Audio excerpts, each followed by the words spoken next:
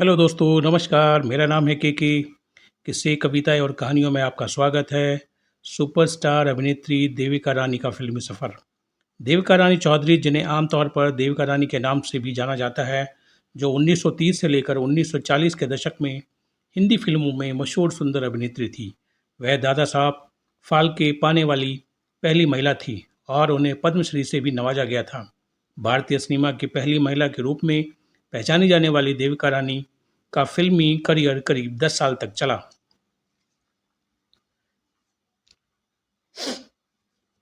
देविका रानी का जन्म 30 मार्च 1908 को वर्तमान आंध्र प्रदेश के विशाखापट्टनम के पास वॉल्टायर में एक अत्यंत अमीर और शिक्षित बंगाली परिवार में देविका रानी चौधरी के रूप में हुआ था।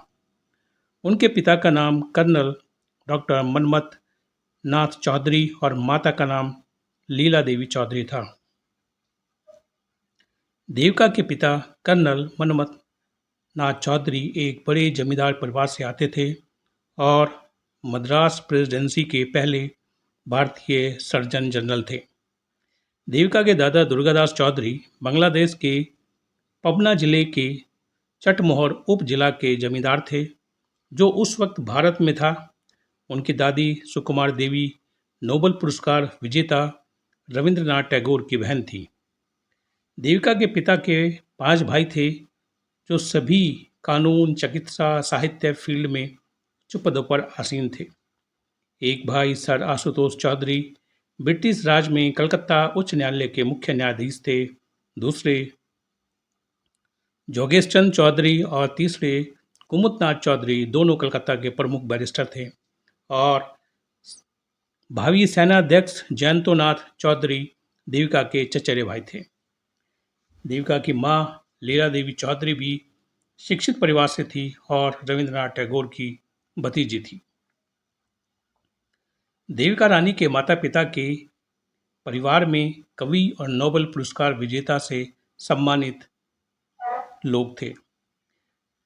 देविका रानी को 9 साल की उम्र में इंग्लैंड के बोर्डिंग स्कूल में भेज दिया गया था और वहीं उनकी परवरिश हुई।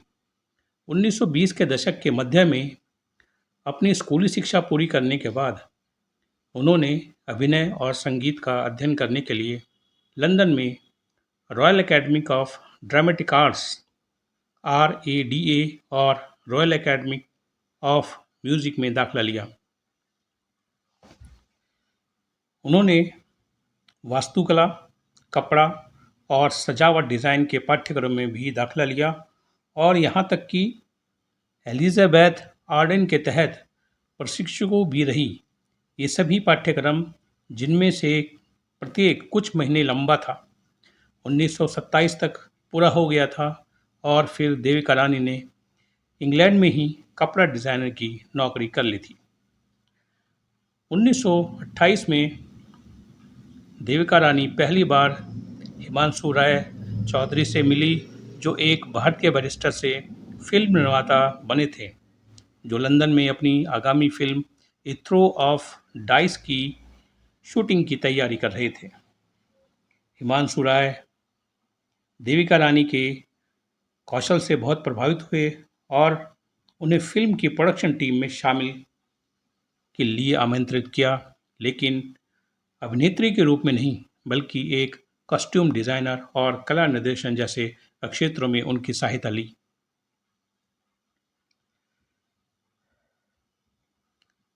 दोनों ने पोस्ट प्रोडक्शन में काम के लिए जर्मनी गए, जहां उन्हें जर्मन फिल्म उद्योग की फिल्म निर्माण तकनीकों को देखने का मौका मिला। वो कुछ सीखना भी चाहते थे। फिल्म निर्माण के उनके तरीकों से प्रेरित होकर उन्होंने बर्लिन में यूनिवर्सल फिल्म एज स्टूडियो में एक लघु फिल्म निर्माण पाठ्यक्रम में दाखिला लिया।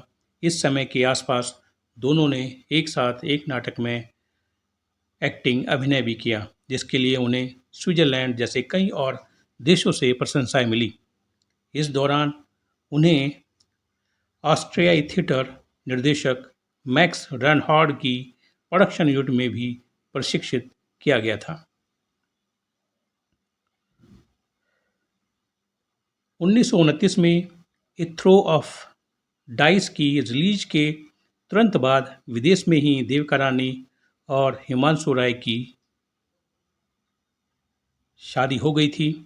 उसके बाद देविका और हिमांशु राय भारत लौट आए, जहां हिमांशु ने फिल्म कर्मा 1933 नामक एक फिल्म का निर्माण किया। यह फिल्म उनकी पहली बोलती फिल्म थी और उनकी पिछली फिल्मों की तरह यह भारत, जर्मनी और यूनाइटेड किंगडम के लोगों का संयुक्त निर्माण था। मुख्य भूमिका निभाने वाले राय ने देविका रानी को महिला प्रधान भूमिका में लेने का फैसला किया और यह उनके अभिनय की शुरुआत थी। कर्मा को एक भारतीय द्वारा बनाई गई पहली अंग्रेजी भाषा की बोलती फिल्म का श्रेय दिया जाता है। यह इस फिल्म में चुंबन दृश्य दिखाने वाली शुरुआती भारतीय फिल्मों में से एक थी। हिमांशु राय और देविका रानी से जुड़ा चुंबन दृश्य लगभग 4 मिनट तक चला और 80 साल बाद यह 214 तक भारतीय सिनेमा में एक चुंबन दृश्य की अवधि के लिए रिकॉर्ड रहा। देविका रानी ने फिल्म में एक गाना भी गाया था। यह फिल्म अंग्रेजी और हिंदी दोनों में एक साथ बनी।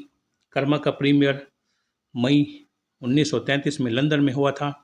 विंडसर में शाही परिवार के साथ एक विशेष स्क्रीनिंग के साथ फिल्म को पूरे यूरोप में अच्छी प्रतिक्रिया मिली थी। इंग्लैंड में अपनी सफलता के बावजूद कर्मा ने भारतीय दर्शकों को दिलचस्पी नहीं दिखाई।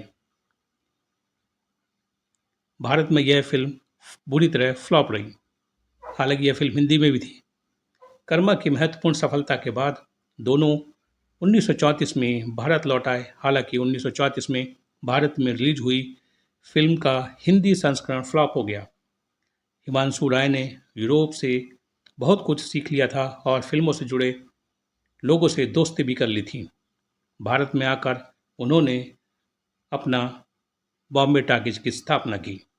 बंगाली नाटककार, पटकथा, लेखक निरंजन पाल थे, जिनसे वे पहले लंदन में मिल चुके थे, और फ्रांस ऑस्टेन, जिन्होंने राय की कई फिल्मों का निर्देशन भी किया था, हिमांशु के साथ फिल्म निर्माण में भारत में साझेदारी की।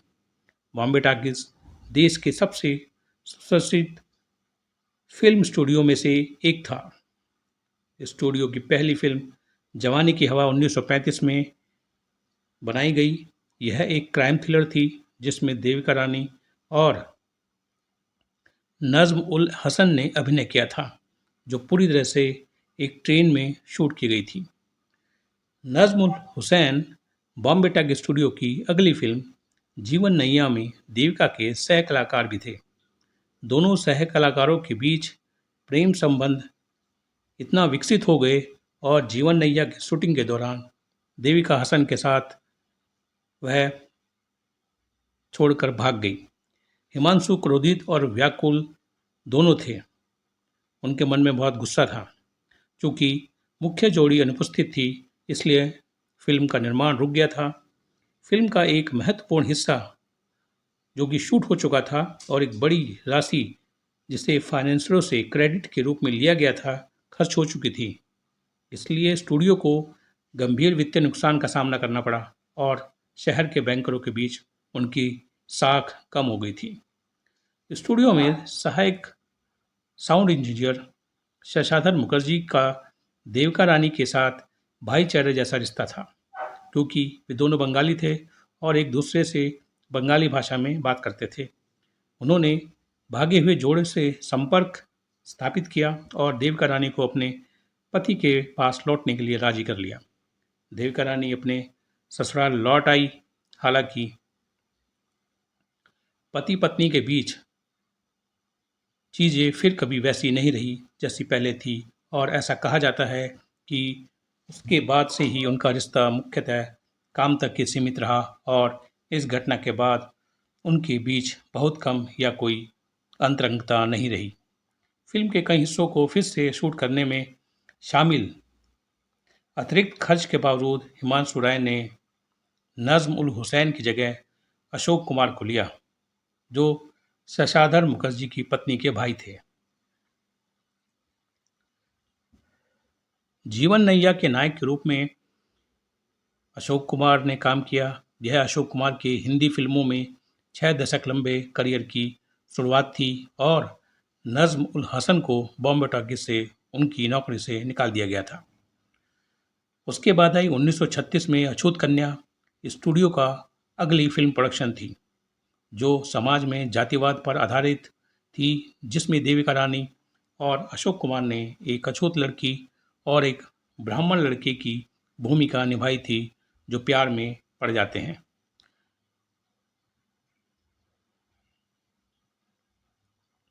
इस फिल्म को भारतीय सिनेमा में एक मील का पत्थर माना जाता है, क्योंकि इसने देश में जाति व्यवस्था को चुनौती दी थी और यह फिल्म खूब चली और सुपरहिट रही। देविका रानी की कास्टिंग को बेमेल माना गया, क्योंकि उनकी शक्ल उनके उच्च वर्गीय पालन पोषण के कारण एक गरीब अछूत लड़की की भूमिका से मेल नहीं खाती थी। हालांकि अशोक कुमार के साथ उनकी जोड़ी लोकप्रिय तो हो गई और उन्होंने एक साथ करीब 10 फिल्मों में अभिनय किया, जिनमें से अधिकांश बॉम्बे टॉकीज स्टूडियो की प्रोडक्शन के निर्माण थी। 1937 में एक और फिल्म रिलीज हुई जिसका नाम था जीवन प्रभात। जीवन प्रभात में देविका रानी और अशोक कुमार के बीच भूमिका उलटफेर करके देखा गया। उन्होंने एक उच्च जाति की ब्राह्मण महिला की भूमिका निभाई, जिसे समाज द्वारा एक अछूत व्यक्ति के साथ विवाहेतर संबंध रखने की गलती की जाती है। 1940 में हिमांशु राय की मृत्यु के बाद मुखर्जी और अमेय चक्रवर्ती के नेतृत्व वाले बॉम्बे टॉकीज के दो दलों के बीच दरार आ गई।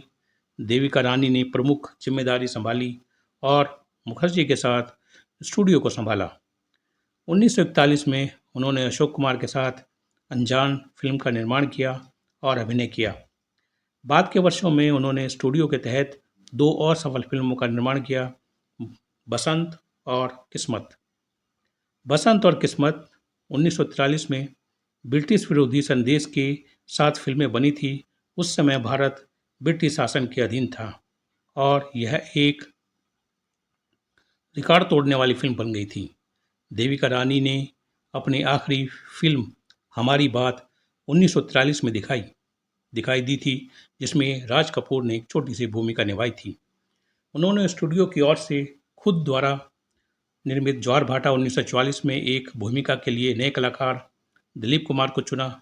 स्टूडियो में उत्पन्न हुई आंतरिक राजनीति के कारण शशाधर मुखर्जी और अशोक कुमार सहित प्रमुख हस्तियों ने उनसे अलग होने का फैसला किया और अपना फिल्मिस्तान नामक एक नया स्टूडियो स्थापित किया और देविका रानी ने भी फिल्म उद्योग छोड़ने का फैसला किया और छोड़ दिया और बाद में बॉम्बे टॉकीज स्टूडियो भी किसी को बेच दिया गया।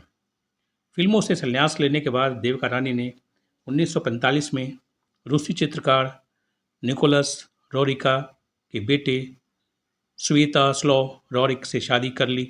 शादी के बाद दोनों मनाली हिमाचल प्रदेश चले गए, जहां उनकी मुलाकात नेहरू परिवार से हुई थी। मनाली में कुछ दिन रहने के बाद देविका रानी ने वन्य जीवों पर कुछ वृत्त चित्र बनाए। कुछ साल मनाली में रहने के बाद वे कर्नाटक के बेंगलोर चले गए और वहां एक निर्यात कंपनी का प्रबंधन करने लगे। बेंगलोर शहर के बाहरी इलाके से 450 एकड़ की संपत्ति खरीदी और अपने जीवन के बाकी समय एकांत जीवन व्यतीत करने लगे। पति की मृत्यु के 1 साल बाद देविका रानी की भी 9 मार्च 1994 को बेंगलोर में ब्रोंकाइटिस से उनकी मृत्यु हो गई। उनके अंतिम संस्कार में देविका रानी को पूरे राज्य के सम्मान से नवाजा गया। उनकी मृत्यु के बाद संपत्ति पर कई वर्षों तक मुकदमा चला, क्योंकि संपत्ति के पास कोई कानूनी दावेदार नहीं था। देविका रानी जीवन भर निसंतान रही। अगस्त 2011 में भारत के सर्वोच्च न्यायालय द्वारा उनके पक्ष में फैसला सुनाए जाने के बाद कर्नाटक सरकार ने संपत्ति का अधिग्रहण कर लिया था। देविका रानी और हिमांशु राय की मशहूर फिल्में, जिनमें ज़्यादातर अशोक कुमार ने भी काम किया था। उनकी मशहूर फिल्म कर्मा जो 1933 में आई थी, उसके बाद जवानी की हवा 1935 में, ममता और मियाँ बीवी 1936, जीवन नैया 1936 में आई, जन्मभूमि 1936, अछूत कन्या 1936 जिसमें अशोक कुमार थे, सावित्री 1937, जीवन प्रभात 1937, इज्जत 1937, प्रेम कहानी 1937, निर्मला 1938, वचन 1938, दुर्गा 1939, अनजान 1941, हमारी बात 1943, जो कि देविका रानी की आखिरी फिल्म थी। देविका रानी को भारतीय सिनेमा की पहली महिला सुपरस्टार महिला कहा जाता था। हालांकि यह जर्मन अभिनेत्री मार्लिन डिट्रेच से प्रभावित थी। उनकी अभिनय शैली की तुलना ग्रेटा गार्बो से की गई, जिसके कारण देविका रानी को भारतीय गार्बो नाम दिया गया था। देविका रानी को उनके धूम्रपान, शराब पीने, गाली देने और गर्म स्वभाव के लिए ड्रैगन लेडी के रूप में भी जाना जाता था। 1958 में भारत सरकार ने देविका रानी को देश के चौथे सबसे बड़े नागरिक सम्मान पद्मश्री से सम्मानित किया।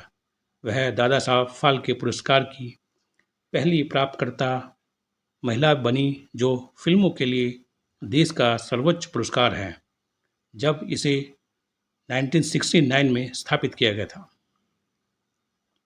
1990 में सोवियत रूस ने उन्हें सोवियत लैंड नेहरू पुरस्कार से सम्मानित किया। फरवरी 2011 में संचार और दूरसंचार प्रौद्योगिकी मंत्रालय द्वारा उनके जीवन की स्मृति में एक डाक टिकट भी जारी किया गया था। देविका रानी का योगदान हिंदी सिनेमा में अनमोल है और हमेशा अमिट रहेगा। लोगों के दिलों में देविका रानी वर्षों तक राज करती रहेंगी। हमारा उनको शत शत नमन। इसी के साथ इजाज़त दें, फिर मिलेंगे। नमस्कार। अगर कहानी पसंद आई हो तो लाइक करें, शेयर करें, कमेंट करें और सब्सक्राइब करें।